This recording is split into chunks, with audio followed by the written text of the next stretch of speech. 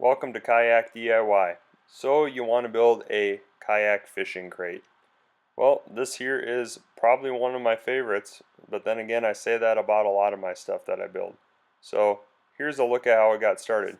So here is a look at the crate. It didn't have any pad eyes or mighty mounts or anything installed on it yet.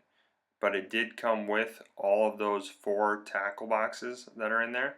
All of the supplies for this build are going to be linked in the video description below. Step 1 of the build, we ended up installing 5 total pad eyes. 4 pad eyes were installed on all 4 corners, and then 1 was installed on the top to secure the tackle via a bungee. Here is a look at how we installed the pad eyes. Here is the pad eye installation. First, we are going to drill 3/16 inch hole.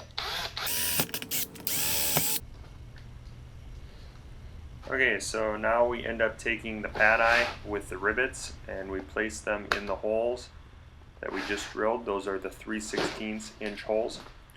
And then we grab our rivet gun. And in case you haven't used a rivet gun before, it's pretty simple. Basically, you just place the rivet gun over the shaft and you do several pulls with the rivet gun, squeezing it just like you see here, and then releasing, and then squeezing and releasing, and then eventually the shaft on the rivet breaks, and what you would see inside on the other side of the rivet, if you could see it, is it would mushroom out, and that's what holds the pad eye then to the crate. Rivets work great for a lot of kayak hardware installation. Here is the crate tied down with tarp bungees. So after installing the pad eyes on all 4 corners, we ended up installing pad eye for the top deck area, which secures the tackle inside. Actually, that little hook there is a pad eye as well, but we cut the other end off to create a hook. So now we're going to go over the installation of the 2 mighty mounts on the back that you see there. For installation of the mighty mounts, we have to actually install tri-grip rivets, which require a 3/16 inch hole. The tri-grip rivets actually came with the pad eye kits, and they are linked in the video description below.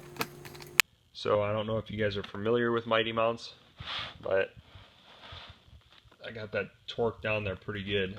This here is a Scotty mount, this here is a mighty mount.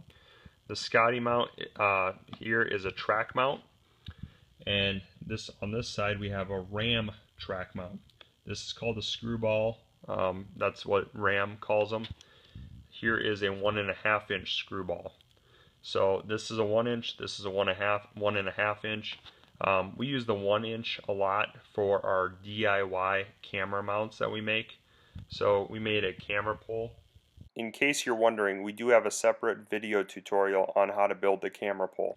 Just looking at it here, we did use a little bit different rivets than what were here. We found that a little bit shallower rivet worked better on this than on here. The rivets that are in here are actually tri-grip rivets. They're black ones, and they actually came with these pad eyes.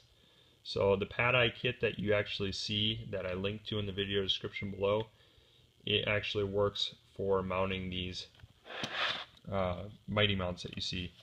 And then otherwise we just use some other 3/16 inch rivets for the pad eyes.